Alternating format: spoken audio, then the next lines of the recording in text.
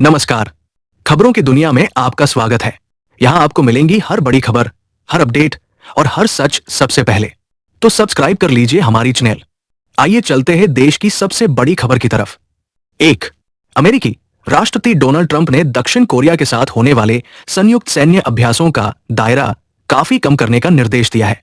Trump ने कहा कि ये अभ्यास महंगे हैं और उत्तर कोरिया के लिए गलत व आक्रामक संदेश देते हैं। उन्होंने उत्तर कोरियाई नेता किम जोंग उन के साथ अपने अच्छे संबंधों का भी जिक्र किया।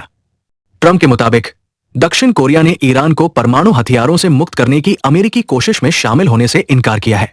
वहीं सऊदी अरब, तुर्की और पाकिस्तान ने मक्का संयुक्त रक्षा समझौते पर हस्ताक्षर किए हैं, जिसका ट्रंप ने स्वागत किया। 2।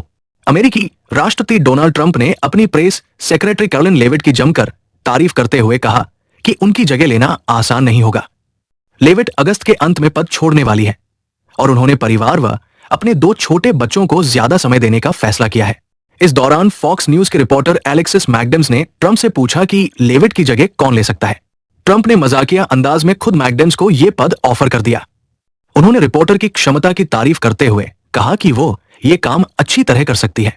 हालांकि ट्रंप ने कोई आधिकारिक उत्तराधिकारी घोषित नहीं किया है। 3। अमेरिकी राष्ट्रपति डोनाल्ड ट्रंप के दामाद और मध्य पूर्व मामलों के दूत जेरेड कुशनर ने मिस्र में हमास नेताओं से मुलाकात कर गाजा शांति योजना पर चर्चा की। बैठक में सीजफायर, गाजा के भविष्य के प्रशासन और ट्रंप के शांति रोडमैप के दूसरे चरण पर बातचीत हुई। हमास ने इजरायल पर सीजफायर उल्लंघन का आरोप लगाते हुए समझौते को पूरी तरह लागू करने की मांग की।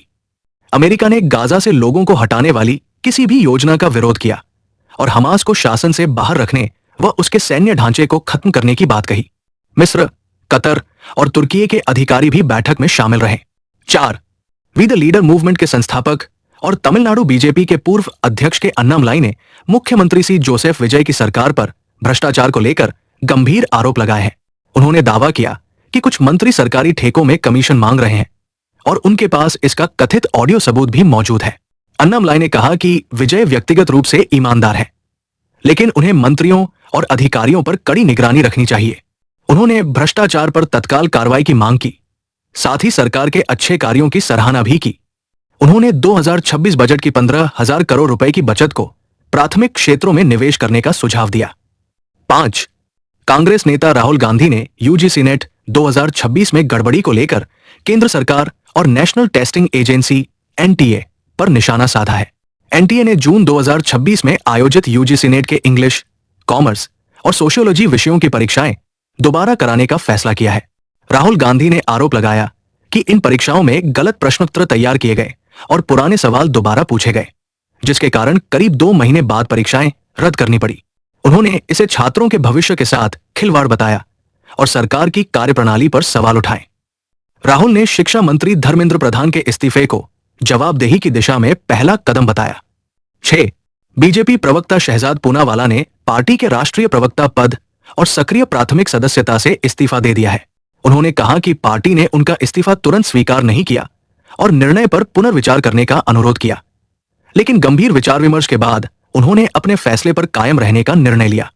पूनावाला ने प्रधानमंत्री नरेंद्र मोदी, बीजेपी अध्यक्ष नितिन नवीन, अमित शाह, राजनाथ सिंह और बीएल संतोष समेत वरिष्ठ नेताओं के प्रति आभार जताया। उन्होंने बताया कि आर्थिक और व्यक्तिगत परिस्थितियों के कारण वो निजी क्षेत्र में जाएंगे।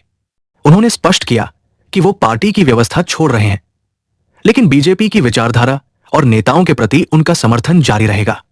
7।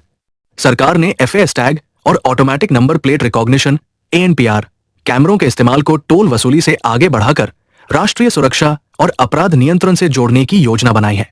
सड़क परिवहन एवं राजमार्ग मंत्रालय के नए निर्देशों के तहत इनसे वाहन चोरी, संगठित अपराध, आतंकी गतिविधियों, हथियारों की तस्करी और अपहरण जैसे मामलों में मदद मिलेगी। खुफिया एजेंसियों को सीधी फीड मिलने पर ब्लैकलिस्टेड वाहनों के टोल पहुंचते ही रियल टाइम अलर्ट जारी किया जाएगा। हिट एंड रन मामलों में टाइम स्टैंप और ट्रैकिंग डेटा से वाहन का रूट पता लगाया जा सकेगा। इससे संदिग्ध वाहनों की निगरानी और अपराधियों को पकड़ना आसान होगा। 8। नागपंचमी के दिन 17 अगस्त 2026 को सोने और चांदी की कीमतों में तेजी दर्ज की गई। 24 कैरेट सोना 609 रुपए बढ़कर 1,55,115 रुपए प्रति 10 ग्राम हो गया, जबकि चांदी 1,476 रुपए महंगी होकर 2,97,400 प्रति किलोग्राम पहुंच गई। दिल्ली, पटना और गुरुग्राम में सोने का भाव 1,55,280 रुपए प्रति 10 ग्राम रहा, जबकि अधिकांश शहरों में ये 1,55,115 रुपए रहा। कीमतों में तेजी की वजह वैश्विक बाजारों की मजबूती, अमेरिकी महंगाई में नरमी, फेडरल रिजर्व द्वारा ब्याज दरों में कटौती की उम्मीद और भूराजनीतिक तनाव के बीच सुरक्षित निवेश की बढ़ती मांग बताई गई है। 9. गोविंदा और उनकी पत्नी सुनीता आहूजा के बीच कथित एक्स्ट्रामैरिटल अफेयर को लेकर चल रहे विवाद के बीच सलमान खान की एक्स गर्लफ्रेंड और एक्ट्रेस सोमी अली ने गोविंदा का समर्थन किया है। सोमी ने सोशल मीडिया पर गोविंदा के साथ अपनी पुरानी तस्वीरें शेयर करते हुए उन्हें हिंदी फिल्म इंडस्ट्री के बेहतरीन और विनम्र कलाकारों में से एक बताया।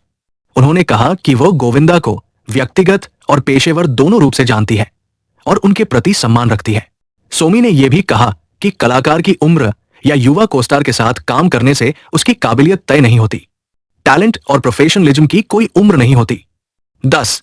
अमिताभ बच्चन ने कौन बनेगा करोड़पति सीजन 18 में अपनी और बेटे अभिषेक बच्चन की स्पोर्ट्स देखने की आदत से जुड़ा मजेदार किस्सा साझा किया। उन्होंने बताया कि दोनों देर रात तक मैच और गेम देखते हैं, लेकिन जया बच्चन की नींद खराब ना हो इसका खास ध्यान रखते हैं।